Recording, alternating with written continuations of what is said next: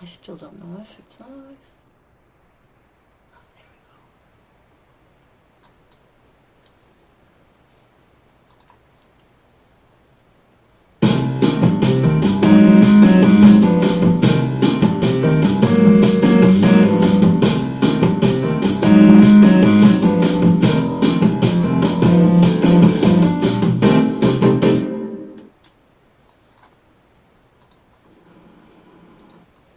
Okay, hi everybody. Thanks for joining us tonight.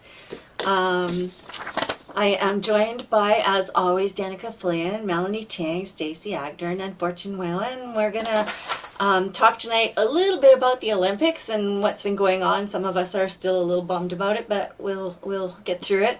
And then we're gonna talk about Melanie's latest release, Faking It 101. So we're gonna have a good book club discussion about that. And then, of course, our usual wildest things and our style report with during the Olympics there hasn't been a lot of NHL style to report, but we've found some things. So, what have you all been watching the Olympics? Have you been watching only the hockey or other things? What's your thoughts, Danica? Mostly the hockey. I had to like sneakily watch the women's game, gold medal game, because I was at work. But yeah, I think I like would catch some stuff like that I would like turn it on before the hockey game. But yeah, it's mostly hockey for me. Mostly hockey. How about you, Yeah. Mel? I'm watching everything. Like hockey, definitely, but then like whatever else is going on. I mean, how Canadian. I've been watching curling. I know. Yeah, same. It's And like not then something I would choose to watch on a Sunday afternoon, but yeah, I know. But you're It's thinking, so hey, I know all the terminology. Wow, this is pretty good. I don't know if do they do this in the States? Because like we did do curling in school sometimes. yeah, No. no. I guess it's just a Canadian thing. Yeah, so you do learn how to curl a bit. So. Yeah, I learned in high school and, Mhm. well, not very well.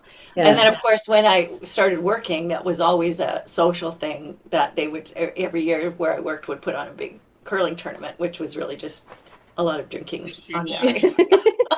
yeah. I mean, they really change because now the athletes are so in shape. But before it was Yes, more like yes, an old guy yes. kind of sport you can do, and you can drink at the same time you're doing the sport. So Yeah, yeah. yeah, so that and speed skating. But yeah, no, pretty much everything. Fortune, what have you been watching?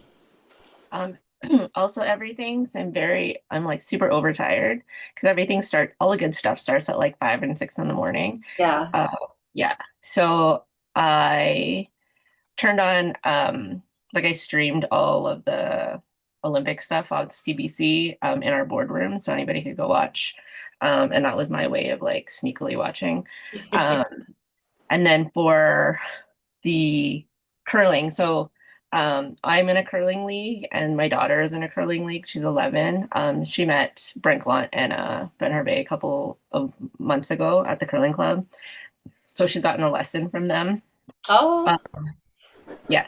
But then I like totally screwed up my algorithms on like after like the point the double finger. And like everything on all of my Instagram was like every meme about it possible. yeah, yeah, yeah. But no, it's good. And the speed skating I liked. I watched a little bit. I watched the ice dancing because I watched Glitter and Gold. Um, but there were some events that I couldn't watch that I like that weren't like couldn't see like the slope style races. Like I really love those ones. And they're all at weird times. And the one that was yesterday, they like canceled the women's one because the conditions were shit. Like, Mhm. um, and then what else? No, everything else was just kind of weird. And oh, I love sweet. No, what else is there? I feel like Yeah, there's lots of sports skeleton. that I didn't remember. Yeah. Which, Skeleton. I mean, that isn't like Calgary the skeleton capital of Canada for bobsled and skeleton and that? I thought they did all uh, the racing there. I don't know. I I'm not thought so sure. too. Maybe it's like it's the most dangerous sport. Oh, and then lots of cross country skiing, and biathlon. I really like, but no, I don't know. those like down the sledding things are they're scary. They're crazy. Yeah. Same with some of those skiing things, like that half pipe thing where they're like going like that and flipping around. Those people are just crazy. Like that's Mhm. So I'm kind of like, after waking up 5:30 today, I'm really gonna enjoy regular sleeping for the next. How about you, Stacy? What have you been watching? So I watched a little bit of everything, and an actually interesting fun fact is that one of the American curlers is part of a curling club not very far from where I live.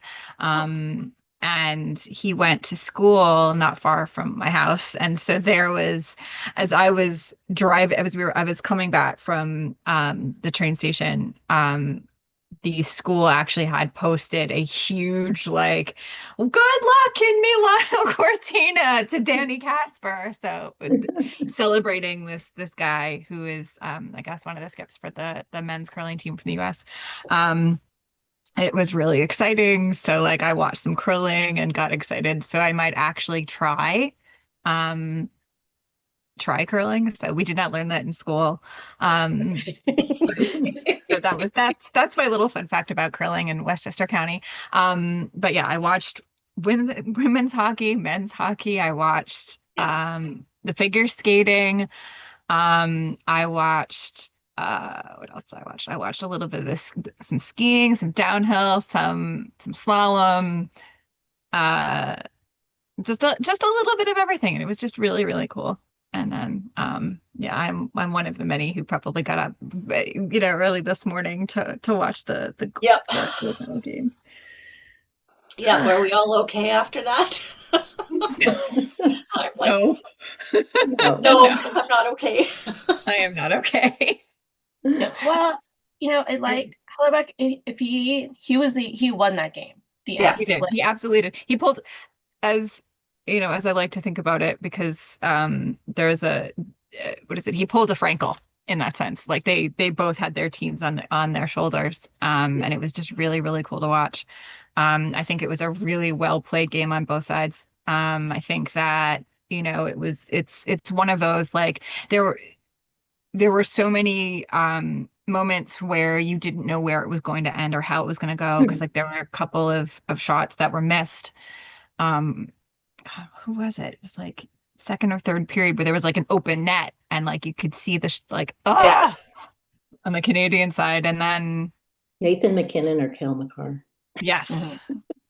yeah. And Not that I remember exactly what happened. okay, but like it was a really tight game. It was a really good game, and It was like, I think that like that's some of the best hockey you will ever see. Yeah. It's going to be really hard to go back to watching NHL hockey. Yeah. Yeah.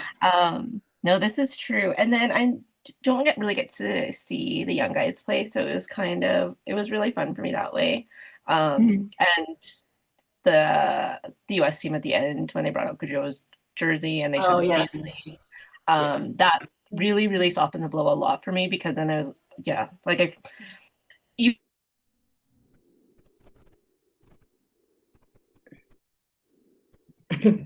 it's She prays for you guys.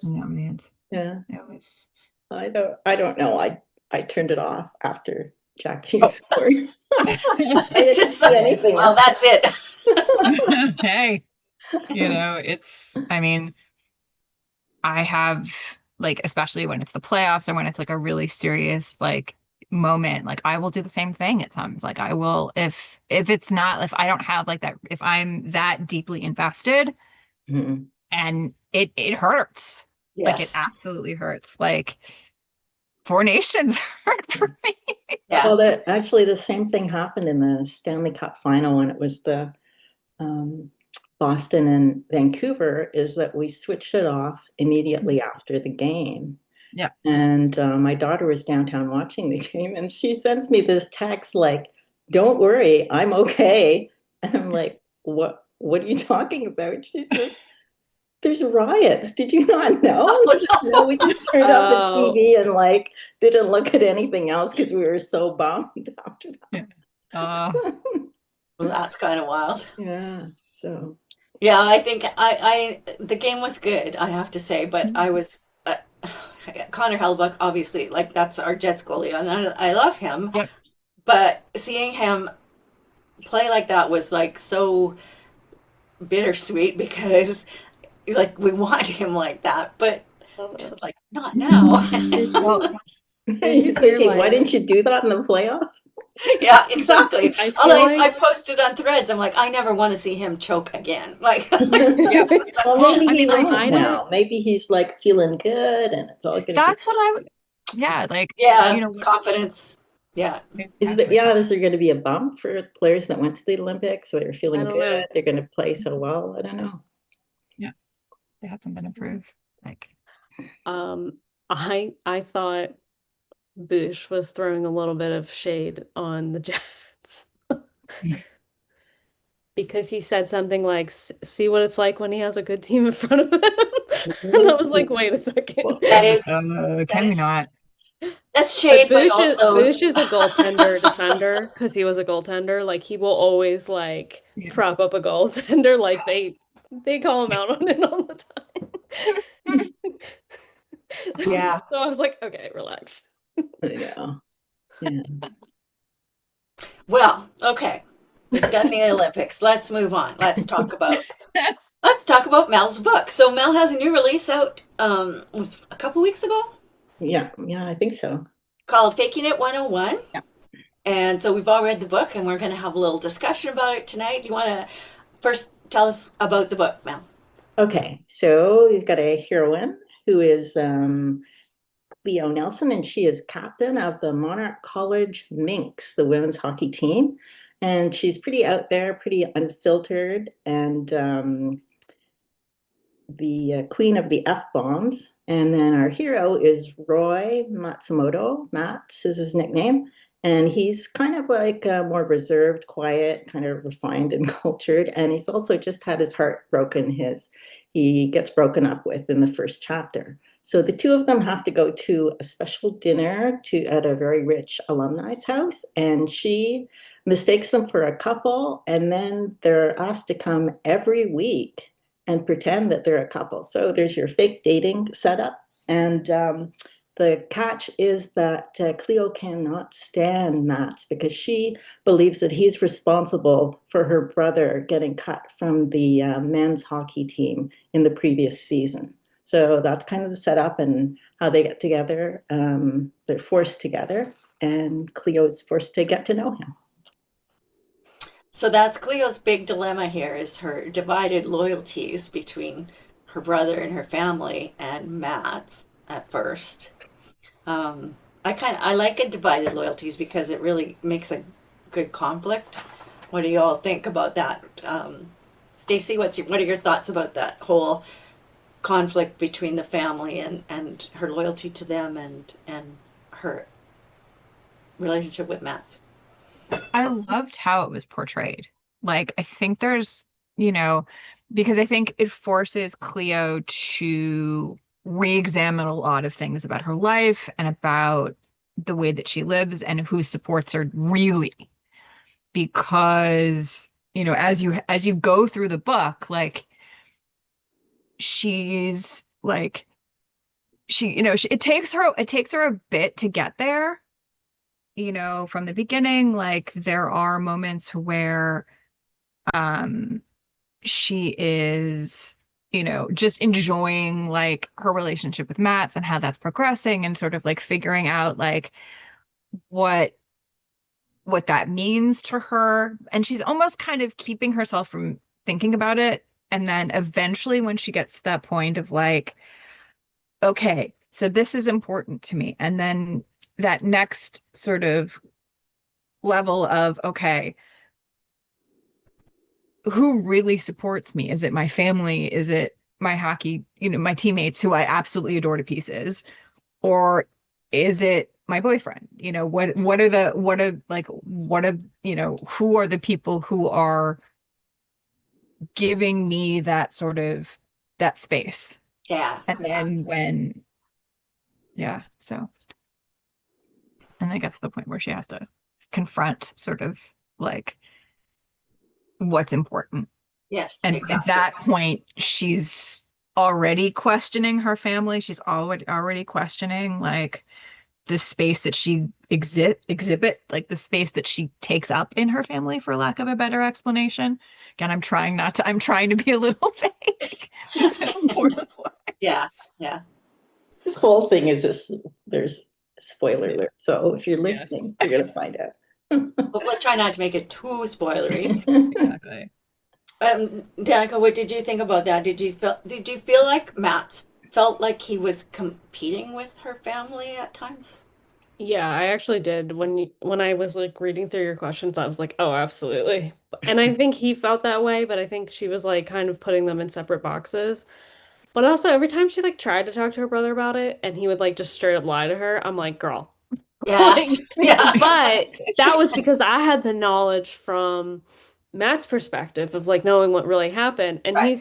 her brother is just saying, oh, it's just a misunderstanding. And like, why would she not believe her brother? Like, but there was just like other things that I was just like, and it was also a little frustrating because he's like, I can't tell you what happened. Like, Matt's just like, I can't tell you what happens. It's confidential. And I'm like, that frustrated me too. But like, I understood why, but it was also like, if you just explain it to her, this will Yeah, solve I know. things. It made me admire him and his ethics. Right. But Yeah. yeah, it was frustrating. Yeah, I do.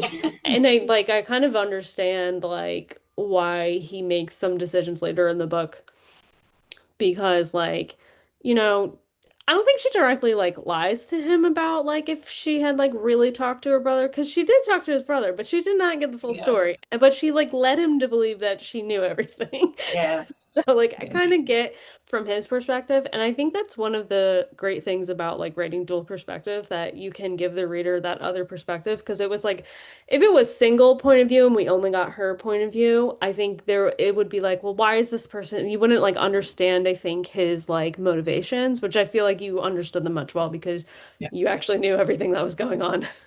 Yeah, yeah, that's a good point. Yeah, that's interesting what that story would be like as a single point of view. It would Yeah. be, yeah, yeah, yeah. Fortune, what about you? Are we still in the same question? Does he feel like he's competing? Yeah, or her divided loyalties and the competition between her family and him.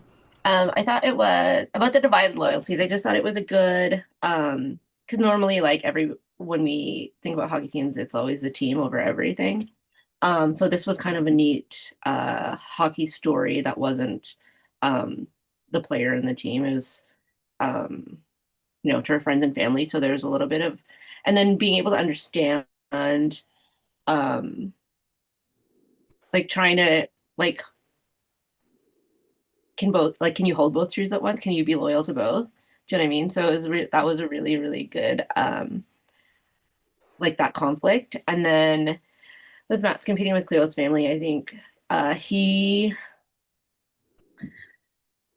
not in a jealous way or anything like that. It felt like he was competing with her idea of her Right. family as opposed to the actual reality that she was living.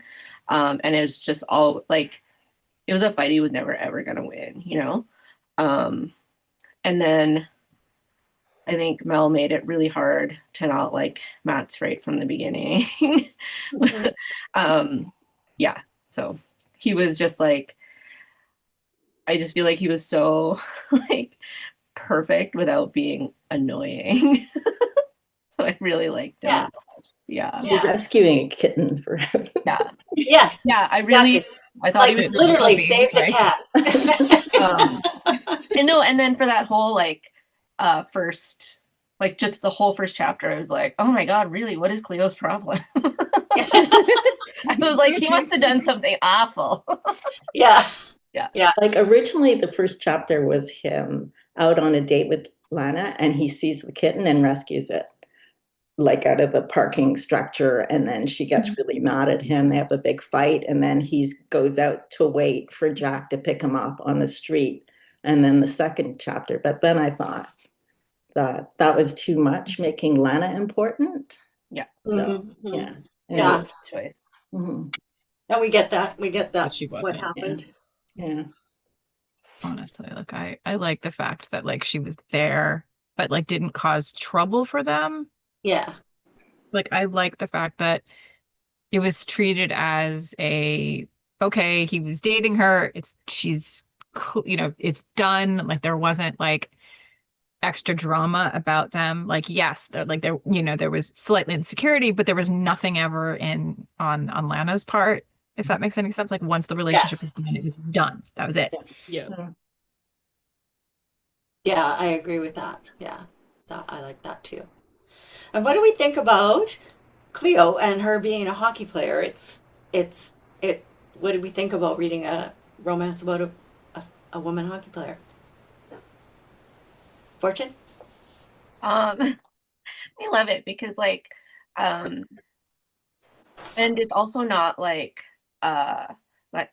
it's not a sapphic romance between two women hockey players. It's not like somebody who's hockey adjacent. She's a hockey player on the hockey team. So I really She's a good like hockey it. player. Yeah. Yeah. But I liked that Matt and Cleo, they were equals in the book. Like there was the power dynamic has like they're both captains, like they're both the best at what they do. So I kind of liked being able to see why does she have to do it? Because they're way underfunded.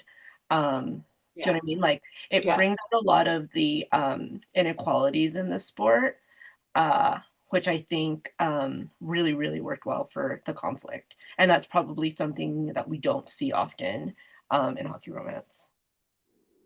Yeah, that's a good point. And Yeah.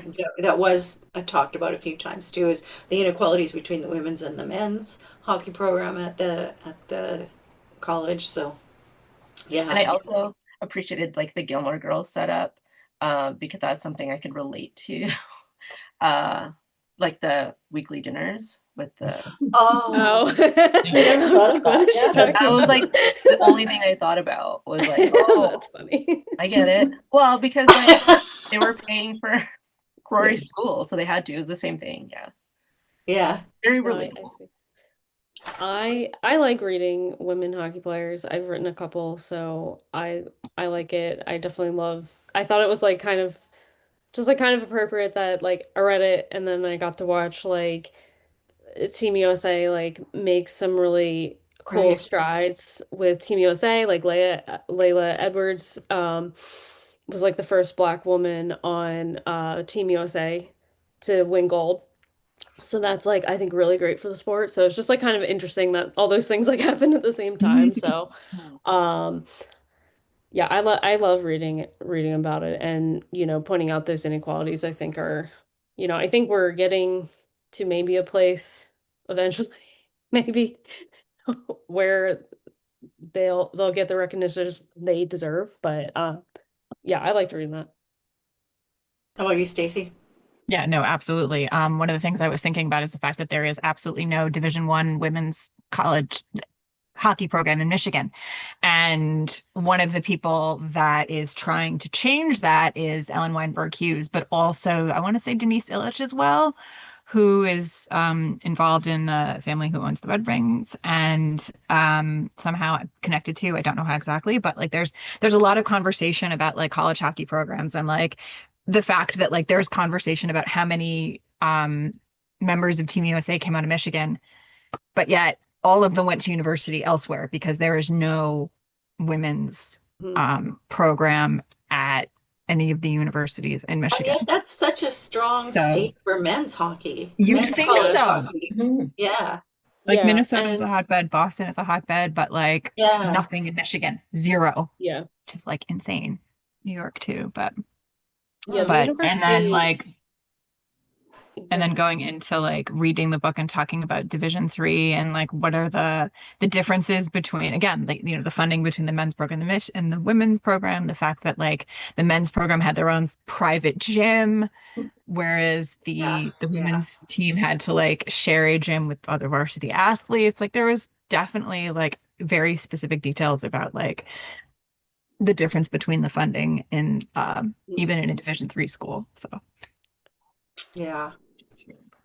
Were you gonna say something, Danica? Yeah, so like when I went the university I went to, it's only club it's only club hockey. Like there's not a division hockey for the women's. I think actually the men's is club as well. It's a state school, so it's not like a big school that people go to for that sport.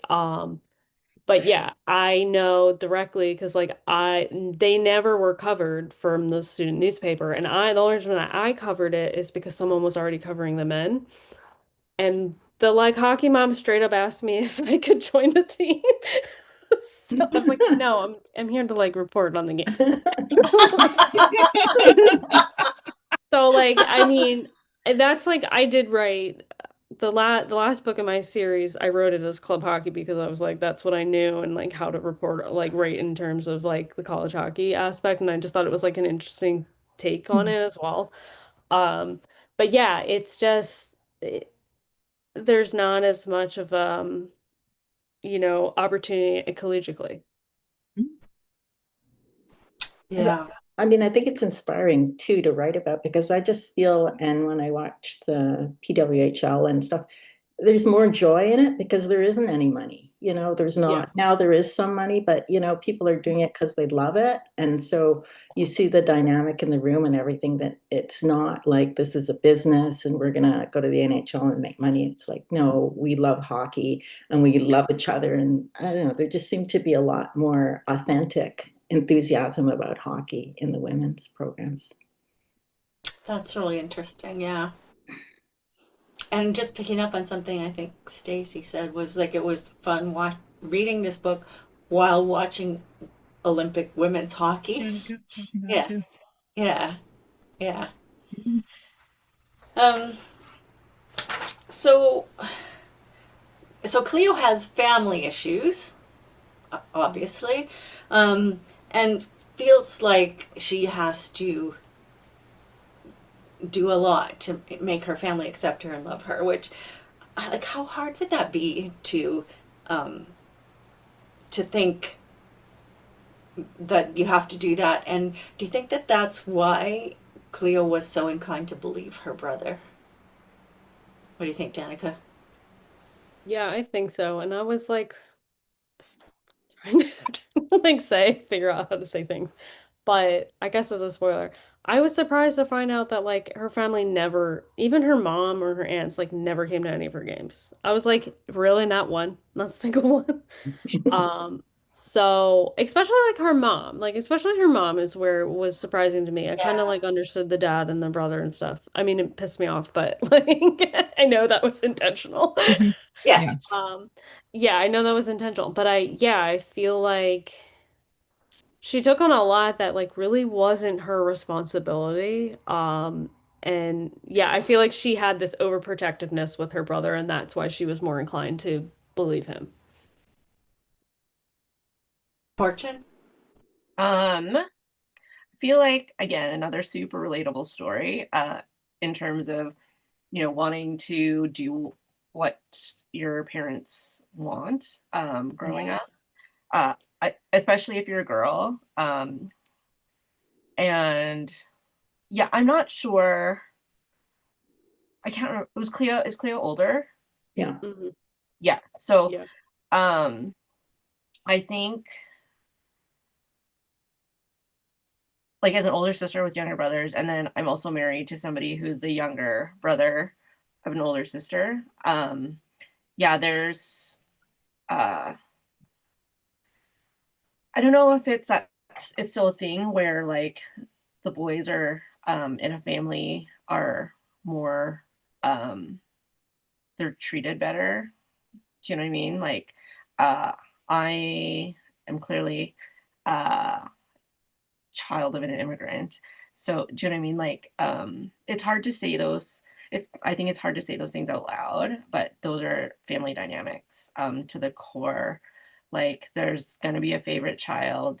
There's gonna be like all Cleo does to herself is if she doesn't believe her brother, is she ostracizes herself. Nobody's like, oh well, let's wait a minute and see. Like there's none of that. There's always gonna be sides. Right. Yeah.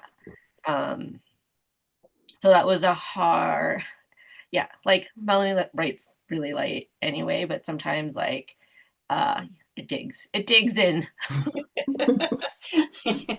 Yeah, true. What are your thoughts about that, Stacy?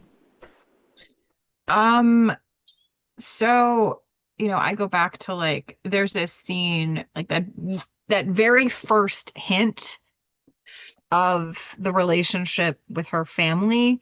Um, she's very nonchalant about it. She makes a comment like about, and again, I don't want to go into deeper spoilers, but like she and Mats are having a conversation and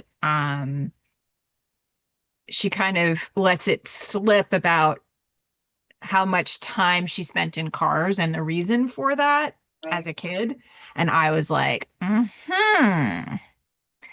and like there's something deeper here. There's something going on, like where she was like stuck being the responsible one from that very young age because of the circumstances, that she was dealing with. And the fact that like the first person in her family to kind of actually have like a normal human conversation with her was her stepfather in the Yeah. course of the book was kind of like also very telling. And how she reacted to his comments and basically like kindness, Yeah. which was really awesome and like like really well done, like really well portrayed, I think. Like so like you have this like sense that her family is like even before it comes to a head, as it were, you have a sense that there is something deeper going on with her family that she kind of had to take more responsibility about. And like as a result, like it was like mentally kind of her job to like her kind of mental like role was to keep the family together, whether it was Right. like Yeah. you know like smoothing life over for her brother or trying to keep her parents, like I don't know. But yeah, so basically, yay, well done, Mel. And Yeah. Thank you. and you can see those bits of tension in there, and yes, absolutely is there. So Danica, what do you think about that whole the whole family dynamic thing and her wanting to believe her brother? I kind of understand why she wants to believe him, because like I said, like why would you not believe your family member over this person that you don't really know? Um, but I also just felt like he was so shady that I was just yeah. like, I'm like, he's like kind of just Uh-huh. like avoiding the question and kept being like, don't worry about it. Like, I don't know. Like, so I just don't like, yeah, I kind of get it. And I definitely think it is the um oldest daughter syndrome she definitely had as well. Yeah. Yeah. Yeah. Yeah. Yeah. Yeah. Mhm. Yeah. Birth order, that's the word I was trying to think of. Yeah. So I think Stacy kind of alluded to this a little bit earlier, but there's also the aspect of found family in this book um, about Cleo realizing who her real family is. Stacy, do you want to talk a little bit more about that? Like there are multiple points in the book where she realizes that who does she go to when she's having trouble? It's not her family, it's not her brother, it's Bex, it's other members of the hockey team, it's even Matt's, for as long as they're together through the course of the story. Like the first person, like she realizes something is wrong and this whole thing is a mess. And who does she call? She goes right to Matt's. And it's I think then when she starts to like question in a lot of ways, like her relationship to her family and what they need from her, what she does for them, and how not healthy, but more importantly, how not healthy any of it is. Yeah. Danica, what do you think about that? Yeah, the one thing I was thinking about is like the almost found family between like both the men and women's Yeah. hockey teams. Would you see like much later towards the end of the book where there's like she has a problem that she needs to get solved and she can't go to her family for, and it's like they all like come together and they're like, okay, like what do we do? Let's brainstorm. No ideas. Like they're all, and I really love that. I also Yeah. I was like laughing so hard in an earlier scene with with her teammates like shenanigans when Matt's was like at the house. Um, Yes. I love that part. I was just like, oh my God. But it Yes. felt like such a like team thing to do to each other, a roommate thing to Yeah. do. So like I definitely, yeah, I could see that she really, but it takes her a while. I think it was like up until that end point where she realized like, oh, I have all these people that are like in my corner that are gonna help me. Yeah. And none of them were someone that was a blood relative. Yeah. I love that too. I know what you're talking about. Yeah, you That's know what what I'm just talking had about. me Yes, just that was cracking up. amazing. Yeah. So, what are your thoughts, Fortune, about the found family aspect? Again, well done, Mel. Taking the tropes that people love right now, and throwing Yeah. them out there, but also super relatable again, because it's not all just moms and dads or whatever. It's everybody. I do love that. But there are some really like excellent details that shows how like how bonded Cleo is with her team. Just like how I I stopped my family and when I was reading about how Jinx got her name. It's like an unfortunate S word event, and it never happened. Like I was like, oh, she does it one time and that's her name forever now. It's because of course it is. Yeah. Like so it was way like great little ways, like specific like sports things that bond people together. And then yeah, like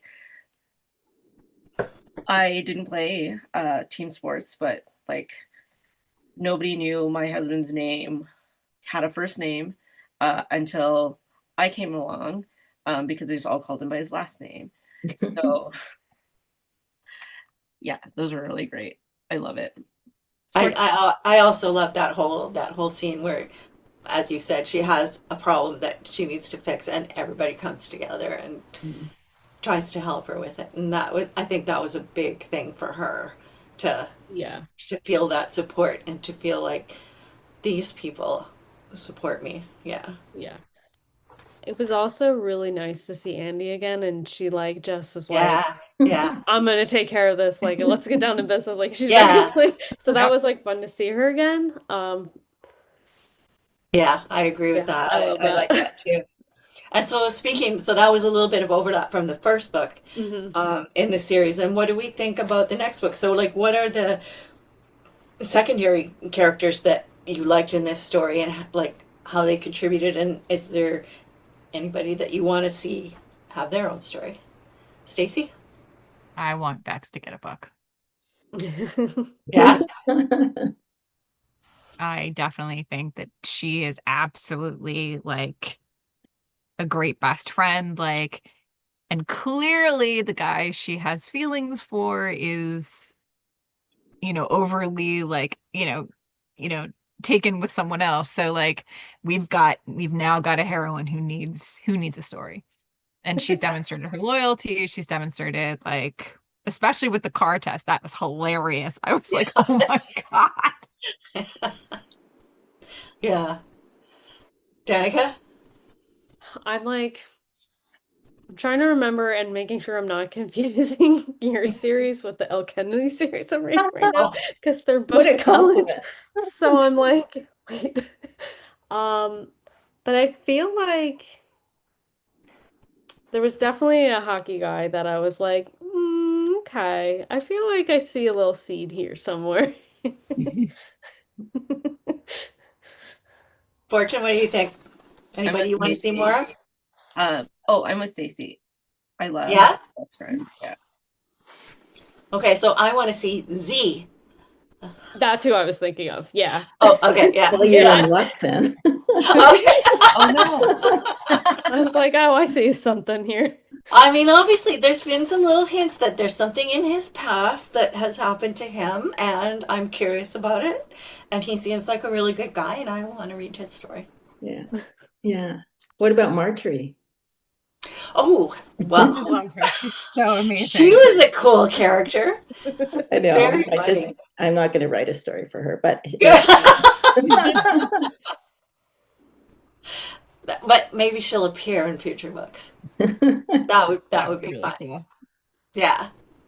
I think I had a feeling about her that there's like a reveal at the end, and I was like, Yeah, oh, I knew yeah, it. yeah. I was like, I knew did you it. have an idea that might happen? Yeah, I All was like, I right. had a feeling, like, Yeah. just because she was a lot more with it than I think they gave her credit Yeah, for. yeah. So, That was fun too. That was yeah. super fun. Yeah. Awesome. I love that. I love that aspect. of Okay, it. anything you want to add, Mel, before we move on? No, it's just interesting because one of the things was writing about trust and that, and it's funny because Z and Mats are talking in the new book, and he says, "Well, don't you remember we had a discussion about if people could change or not?" Because they talk about whether Cleo's brother was capable of change or not. So I thought, oh, so is it always going to be down to this? You're trying to figure out if your girlfriend lied to you and she can change or not. But I think whenever you write a book, like especially in a series, you're like, okay, the next characters are going to be really different than those characters because I'm just tired of spending time with people that are a certain way. So the heroine is completely different, but Z's maybe a little bit similar. So we'll see. It's super conceptual, like more and angsty, more than anything I've written. So. Okay. Do we have any details on when this might appear? I think it is out in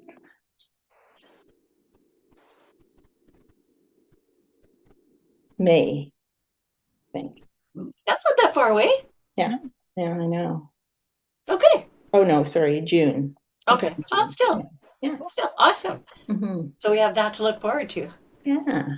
Thanks for reading it, everyone. Oh, it was so good. I really loved it. It was very fun and thought provoking also. Yeah.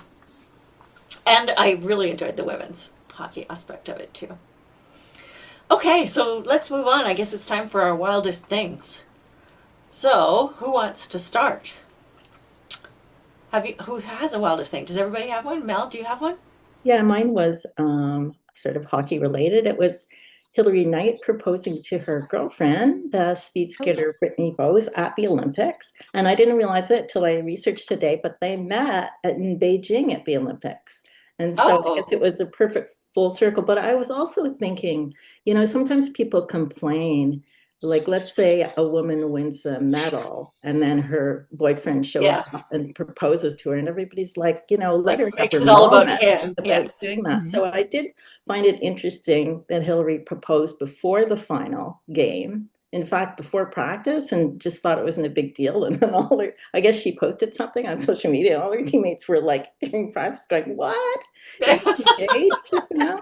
So I did think that was interesting, and also before Britney's event as well. So there was it was sort of like a considerate way of proposing and not taking up the spotlight, but also bringing like joy to the news cycle as well. So I thought that was really nice. I saw that she said she was more nervous for the proposal than the gold medal game. Aw. No, I think it's her last Olympics. Did she say that was Yeah. gonna be- Okay. Yeah. So she was saying, this is my last, this is my last, this is my last. And then, like, right after the game, they said, is this going to be your last Olympic goal you make? And she said, we'll see. Ah, Yeah. So, no. yeah. I don't know, but, like, I think she's 36, but she's still playing with she's playing with the Torrents, so, like, who knows how many more years she's got left. I think that's why she said we'll see, because who knows? Like, maybe it is, maybe it isn't. I feel like that's a brutal question to ask after you just won a big thing. Like, let the person enjoy the moment without saying, "Oh, are you going to retire now?" Yeah, they always ask that. Yeah. Fortune, what's your wildest thing? Oh, it's not very wild. It's just kind of silly. So the internet's obsessed with like Quinn Hughes just looking when he's sitting in the box, like just dead stare. Because like, everyone else was either like hitting their sticks on the boards or like really following the action, but he's like dead. So the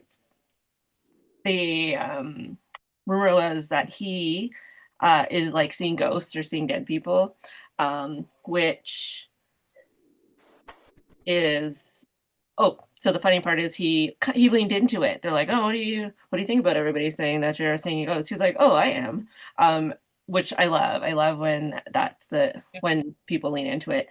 But then it made it really awkward later this morning, when Austin Matthews comes out and says Johnny Gaudreau is always with us, and then it just for me ruined two beautiful moments actually. But yeah, that was good.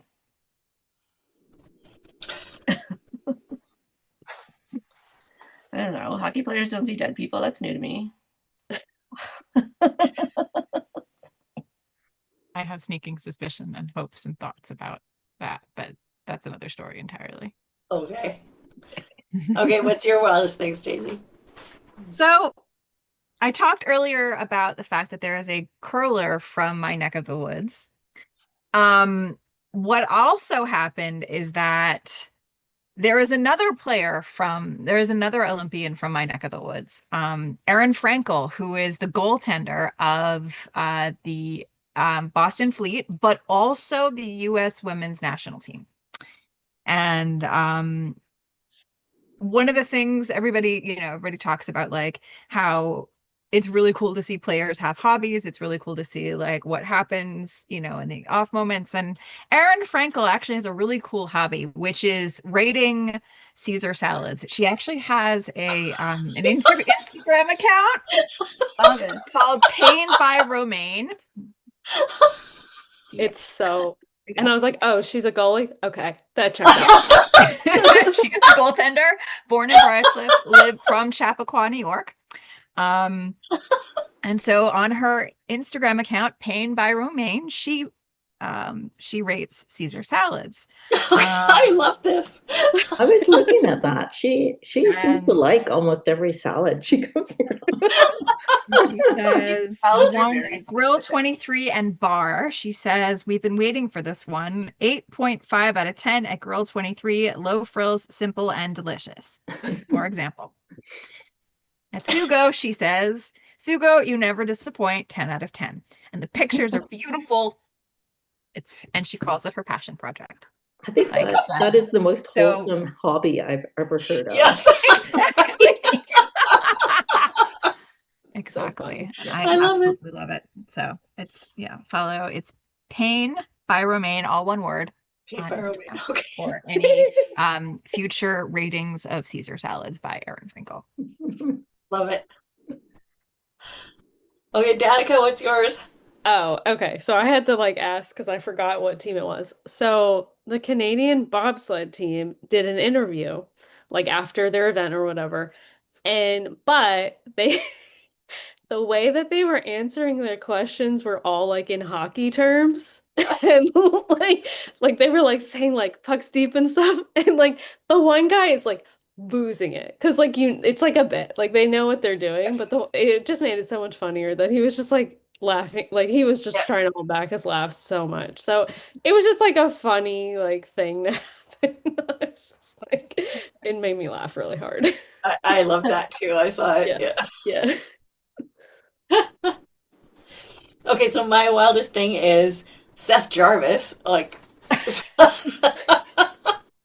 So and this is only partly because he's from Winnipeg, but he's just turned into such a media thing with him getting selected for the Canadian team at kind of the last minute, and this deal with his friends. So he has this group of friends that he grew up with and played hockey with in Winnipeg as he was growing up, and it happened first with the Four Nations tournament last year when Canada was playing in Boston, and his friends were going to go to the game, and they were going to fly there, but there was bad weather, so they couldn't fly there. Their flight got canceled, so they drove 30 hours from Winnipeg to Boston to be at his game, and so that got a lot of immediate attention. Well, of course, now they had to go to the Olympics to see their friend Seth Jarvis in the Olympics, and Air Canada sponsored these guys to go and paid their way to the Olympics. So then they create their own Instagram thing called what's good old Canadian boys. So they have their own Instagram account now. And so then this leads into the next part of this, which is Cassidy Gray, who she's a alpine skier from Canada, from Calgary. And she was talking about when she arrived at the Olympic Village. She's big on TikTok. She has dubbed herself Canada's sweetheart, but she's really cute and really funny. Lots of personalities. So she says there's a few perks arriving in the Milan Village. For starters, they have chocolate lava cakes, and another is that they never run out of hot water. And third, most importantly, is Seth Jarvis. So then this starts this whole social media thing about her and Seth Jarvis, and then when his friends get to Milan and they are like posting on their good old Canadian boys account, it's like, Cassidy, we found Seth Jarvis, and then she's like, oh, I have to go see him. And then there's this whole thing about them like meeting up, and all these social media things, which was absolutely hilarious. So my question is this a hockey romance in real life? I want it to be. Yeah. Right? It's so cute. It's absolutely She's adorable. Yeah. Yeah. It should be a thing. Yeah. So that was super fun. Let's move on to our style report. As we said, limited pickings this time because of no NHL, but we have some things. Mine's a little old, but I think that's okay because I told you guys I was going to do that one. Okay. All right. So, let's see. All right. So, this is from the Stadium series that they had. Oh, yeah. This is John Cooper, who Yeah. is coach of the Tampa Bay Lightning. And I saw this, and like the NHL was like posting like thirst trappy like videos of him. Like it was like I was like, really? okay. Oh, And I liked his outfit better than the team's outfit because they always do like a kind of gimmicky outfit for them coming out. The team came out in like football gear, and I was like, I don't like that. Like I just didn't like it as much. For some reason, he decided to dress as Scarface. I don't know why, but it worked for him. So I don't know. It was a really good one. So I had to pick it for That was a standout. Yeah. yeah. And then which order? I think Mel has a worse dress this month. Oh yeah. Oh yeah. Are we putting them up? Can you guys not see them? Yeah, I can see it. Oh, I can't see it. So it must be just my computer. Sorry. Okay. Yeah, I didn't like these the Lululemon outfits for the Canadian athletes because I thought it looked like a sleeping bag. I don't understand it. Is Yeah, it a it was shawl like a or shawl scarf thing. or like? And if you turn around, your butt's just hanging out. There's like no back on it.